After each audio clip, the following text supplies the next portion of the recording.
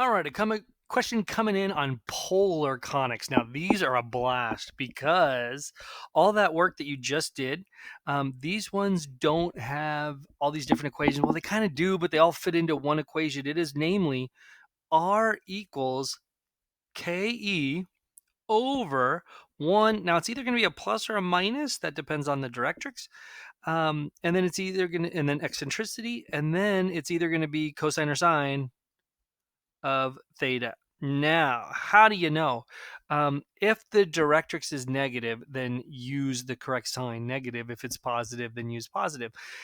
If it's x equals, then you're going to use cosine. And if it's going to be y equals, you're going to use sine for the directrix. So that's how you know which is which. So the first thing I'm going to say is I don't know what the heck this is, except for the eccentricity is 1. It's a parabola.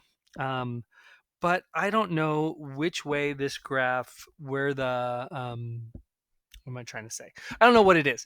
And so I want to know a picture real quick. And a picture is worth 10 cube words. So go ahead and get it on there. So this is a parabola.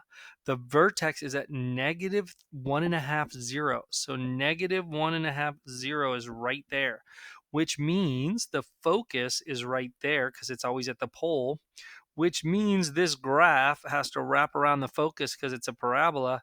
It looks like that. So that's what this graph looks like. So what does that tell me? Well, the distance to the focus and the distance to the directrix are going to be the same. So here's the directrix sitting at x equals negative 3.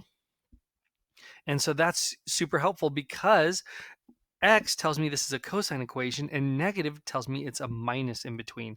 So when I go to write this equation, it's going to be r equals some k times eccentricity, which is 1, over 1 minus the eccentricity, which is 1, cosine of theta.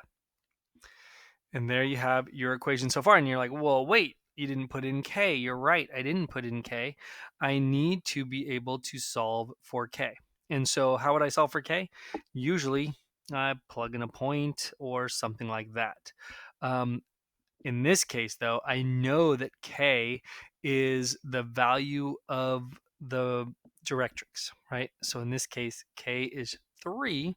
So therefore, I know that the final equation is going to be r equals 3 over 1 minus cosine theta, and that should give us our beautiful equation. All right, stay happy.